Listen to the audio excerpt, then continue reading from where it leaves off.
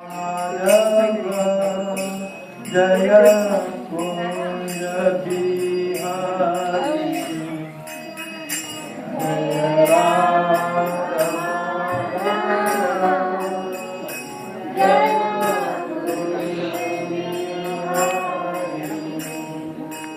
Jaya Gopi Jannavada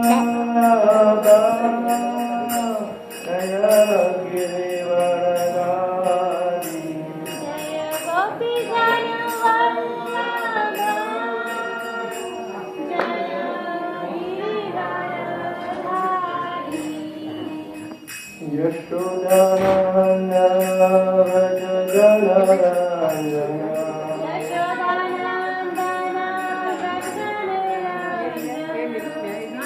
Yamuna Tira Vanachari Yamuna Tira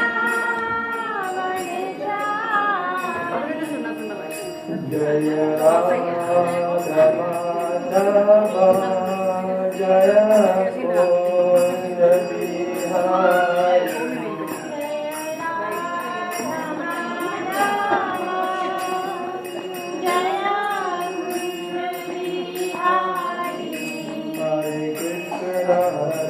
Krishna, Krishna Krishna Hare Hare, Hare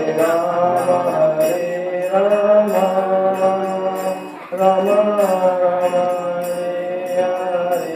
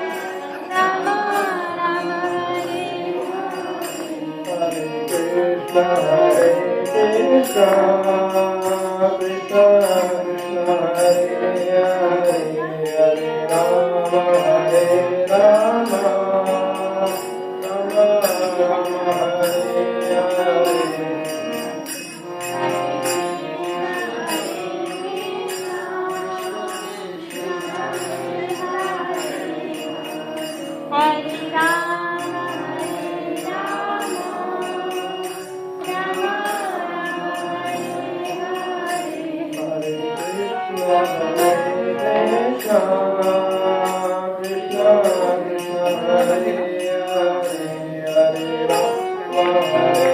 Krishna Krishna,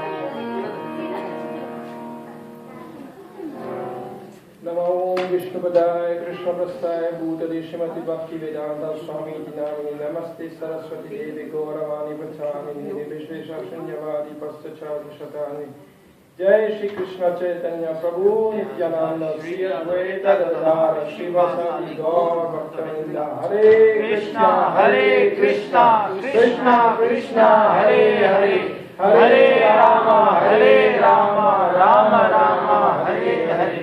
Namo Mahavadanyaya Krishna Prema Pradaya Krishnaya Krishna Chaitanya Namani Gauratmise Namah. Namo Brahmana Devaya Go Brahmana Hitya Jagat Nityaya Krishnaya Govindaya Namo Namah. Om Namo Bhagavate Vasudevaya. Om Namo Bhagavate Vasudevaya. Om Namo Bhagavate Vasudevaya. Welcome everyone to the most auspicious appearance day of Lord Chaitanya.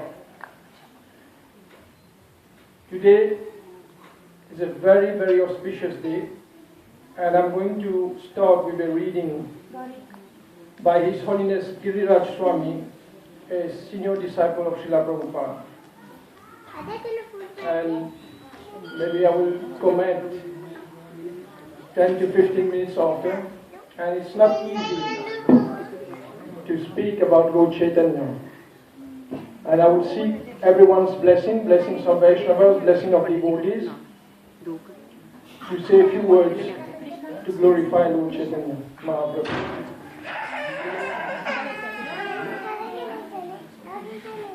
So, Sri Chaitanya Mahaprabhu appeared on the full moon day of the month of Falgun in Sri Navadip Dham in western Bengal. He manifested his pastimes on earth for 48 years. For the first 24 years in Navadip, he played the role of a child, then of a youth, and then of a married man. For the next 6 years, he traveled throughout India and preached. And for the final 18 years, he resided in Jagannath Puri. Every year at the time of Chaturmasya, the 4 months of the rainy season, devotees from Bengal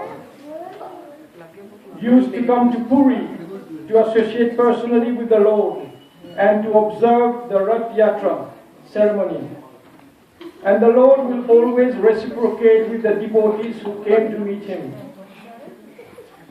For 3 years, 2 devotees named Ramananda Vasu and Satyaraj Khan submitted a question at the lotus feet of Sri Chaitanya Mahaprabhu. And each year, Sri Chaitanya Mahaprabhu gave the same reply. The question was, what is our duty? And what is the method of spiritual advancement for ordinary people like us? And each year, Lord Chaitanya gave the same answer. Continuously chant the holy names of Krishna and serve the devotees of Krishna. Then Satyaraj would ask, who is a devotee of Krishna and how to recognize him? Each year, Lord Chaitanya gave a slightly different answer. The first year he replied, one who chants the holy name of Krishna once is a devotee. The next year he responded, one who continually chants the holy name of Krishna is a devotee. And the year after he said, one whose mere presence inspires others to chant is a devotee. Srila Prabhupada explains that each year Lord Chaitanya described on a more advanced platform of Krishna consciousness. The first year, Lord Chaitanya described the neophyte devotee who is just beginning to chant the holy name. The next year, he described the advanced devotee who is accustomed to chant the holy name and take pleasure in it. And the year after that, he described the perfect devotee whose mere presence inspires others to chant. Satyaraj Khan said, "My dear Lord, being a householder and a materialistic man, I do not know the process of advancing in spiritual life. I therefore submit myself unto your lotus feet and request you to give me orders." Sri Chaitanya replied, "Without cessation, continue chanting the holy name of Lord Krishna.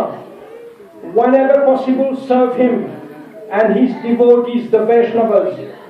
Upon hearing this, Satyaraj said, "How can I recognize a Vaishnava? Please let me know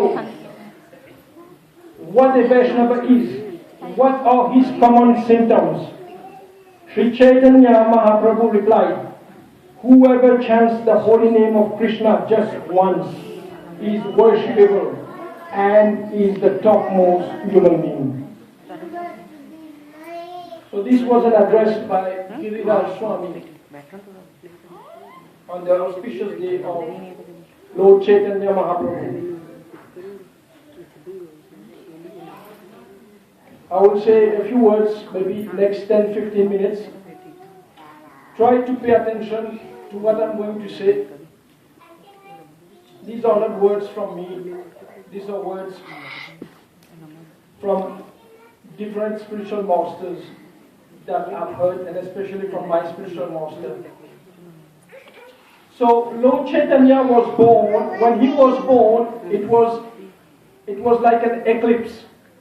You know, in India, when there's an eclipse, people normally go to the river and they would chant the name of Hari. At that time, 500 years ago, more than 500 years now, and even there were the Muslims, a lot of Muslims there, and the Muslims were ridiculing, "Look at those Hindus, they are chanting the name Hari, Hari, Hari." And in so doing, everybody was chanting the name of Hari. At that most auspicious time, Lord Chaitanya appeared. And during the past time when he was a baby, he would play tricks to his mother, Sachidevi. And he would normally cry. And the people gathered there, you know, they were concerned when they saw him crying. And they would just chant the name of Hari. Hari, Hari, Hari Bol, Hari Bol, Hari Bol. And little Nimai, his name was Nimai, would smile. So in that process, in that endeavor, he was making everybody chant the holy names. Even his mother, neighbors. I don't know where to start on Sri Chaitanya Mahaprabhu and where to end. But I thought today we will talk a little bit about the Guru of Sri Chaitanya Mahaprabhu. Do you know who the Guru of Chaitanya Mahaprabhu was? Anybody? Ishwar Puri. So, Ishwar Puri, his spiritual master's name was Mahendra Puri. And Mahendra Puri, he had reached a stage of life when he was about to leave his body. And was in the final stage. He was invalid at that time. Invalid, he could not move. He could not stand up. But he was in ecstasy. He was always in prema bhakti. It's just he couldn't move, and he was incapacitated in a stage. And Ishwara Puri would lift his Gurudev, would clean up his Gurudev, and he would clean up the stool of his Gurudev, even the urine, and he would clean the body of his Gurudev every day. He would take care of so much of his Gurudev, and chant the holy names to his Gurudev, chant the glories of Lord Krishna to his Gurudev.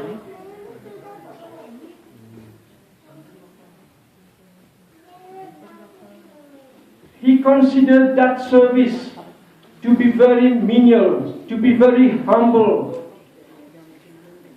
And at that stage, Ishwara Puri, he could have preached to thousands of people. He could have built so many temples. But he considered that service of his Guru to be something that he was gifted. And he was doing that with so much devotion. He was putting so much feeling, so much love, doing that service that his Gurudev blessed him. His Gurudev told him, I bless you with love of God.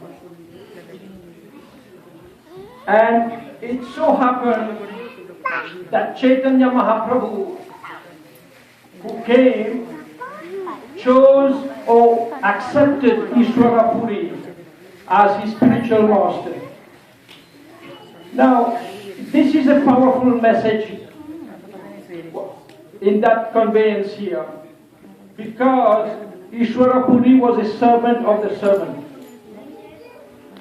And Ishwara Puri, when he first went to Navadip,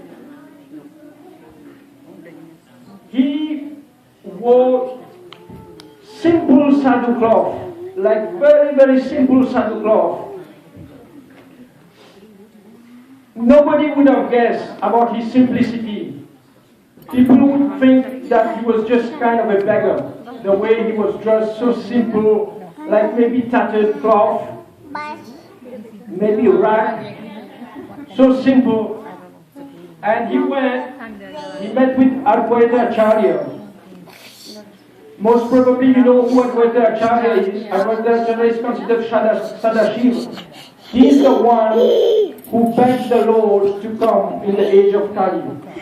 Just by offering water and tulsi leaf, out of his causeless mercy, the Lord came. And when Ishwara Puri went in that assembly where Advaita Acharya was,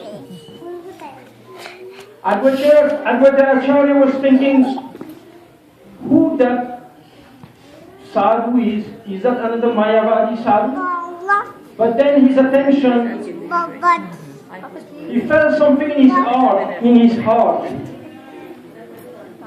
And just before Ishwara Puri appeared, he was paying respect to everyone, and he just sat down quietly in a corner. And Advaita Acharya was observing him, was staring at him. And there was also Mukundadat. Mukundadat was a great devotee.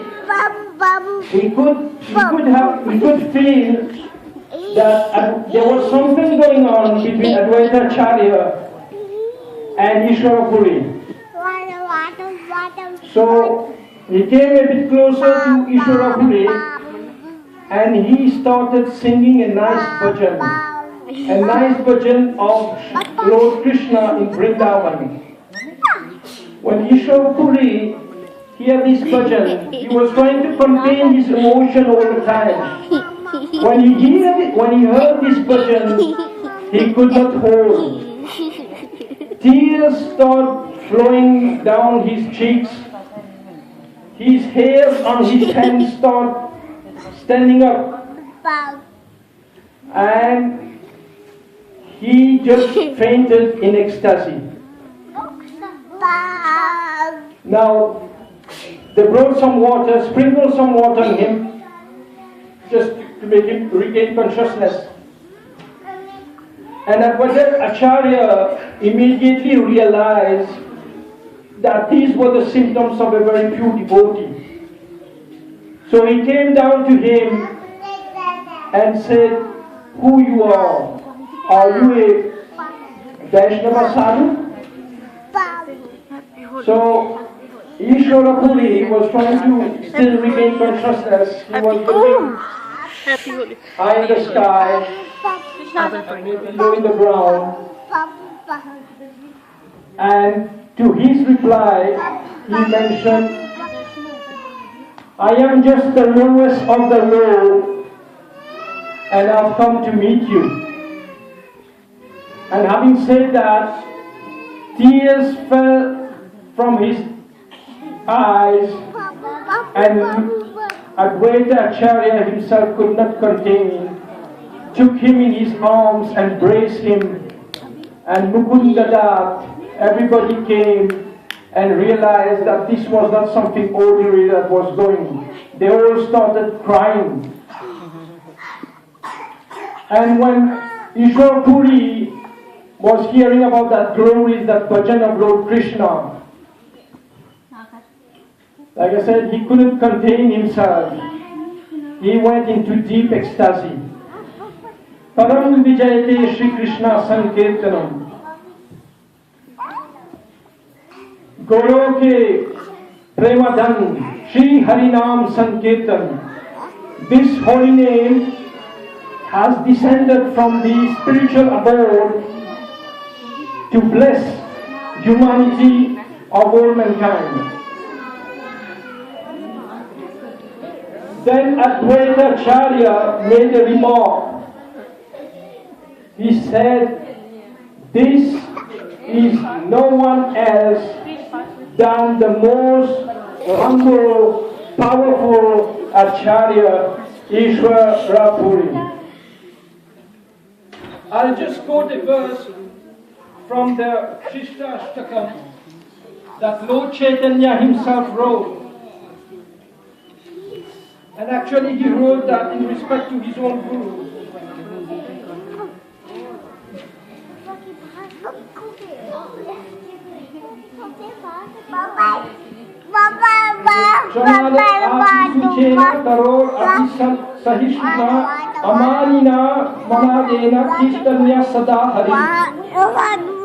One should chant the holy name of the Lord in a humble state of mind, thinking oneself lower than the straw in the street. One should be more tolerant than a tree, devoid of all sense of false prestige, and should be ready to offer all respect to others. In such a state of mind, one can chant the holy name of the Lord constantly. That verse in the Sri Shridastakam, actually which Lord Chaitanya wrote, is a perfect example to illustrate his own Guru, Ishwara Puri. Ishwara Puri would give respect to everyone, though he would not take respect for himself. He would serve his Guru in the most humble state, and the way he would associate with devotees and with other people of the society is just beyond comprehension. There is a verse in the Gita, Krishna says, he is dear to me who looks with equal eyes a cow, a dog, even a dog eater, like Pandita Sarvadarshana. And Ishwar Puri was that kind of true devotee. People would treat him as a beggar, but he was very, very wise. Actually, Lord Chaitanya himself enjoyed his lecture. The more Lord Chaitanya enjoyed his lecture, Lord Chaitanya came to realize that, he would surrender and accept him as a spiritual master. I would say maybe 5 more minutes. Lord Chaitanya, 500 years ago, maybe for those of you who don't know, the biggest sport at that time was not hockey, was not football, was not soccer. The biggest sport at that time in India was debate. There were like Panditli scholars, and one of the scholars that had conquered the world at that time. His name was Keshava Kashmiri. Keshava Kashmiri had mastered Sanskrit, philosophy, logic, and he was praying to Mother Saraswati. He was doing so much service to Mother Saraswati that whenever he spoke, Mother Saraswati would sit on his tongue. Mother of learning, mother of wisdom. Only thing, he was a bit proud.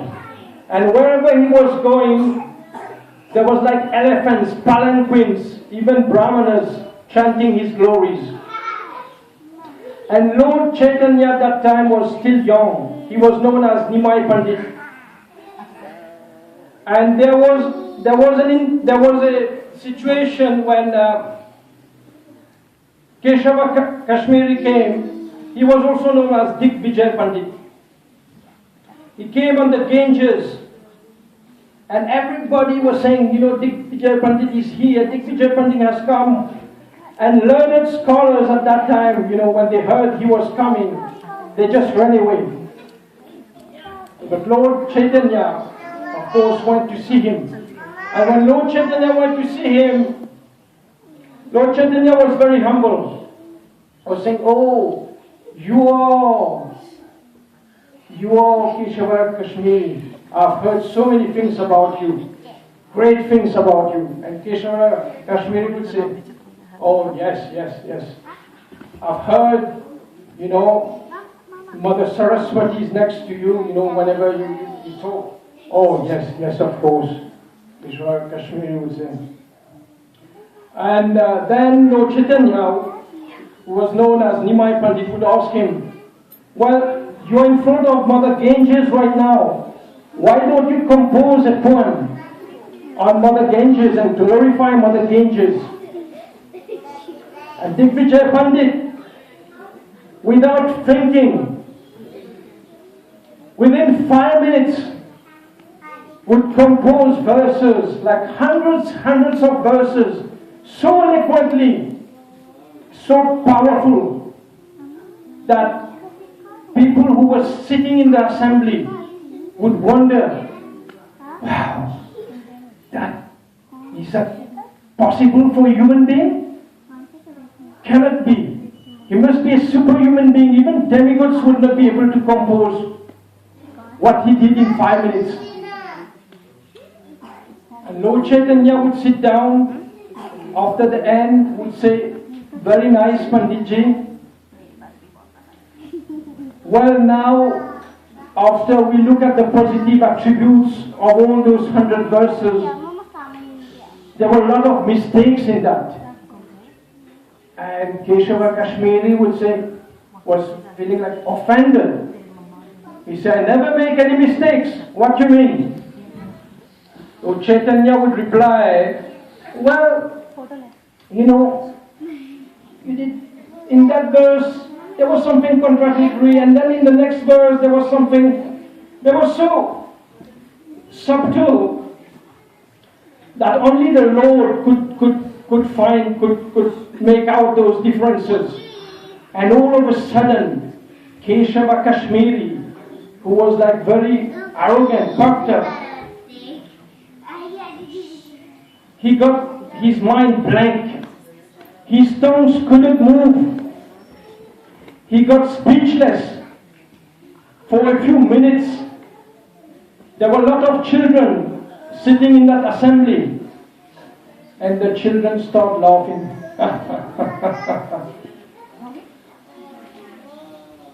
Of course, Lord Chaitanya recognized that. Lord Chaitanya came and said, you know what? Vijay Pandit did such an eloquent poem. He must be tired. He has spent so much energy. Let's meet tomorrow. Maybe you need some rest, and tomorrow we can discuss on those mistakes. So, Vijay Pandit, also known as Keshava Kashmiri, went back to his ashram. He personally was very upset. He started crying, and in his cry, he was praying for Mother Saraswati, asking her, did I commit some aparad today? Did I commit some aparad? What happened today? Like a young scholar is challenging me, and he just went to sleep.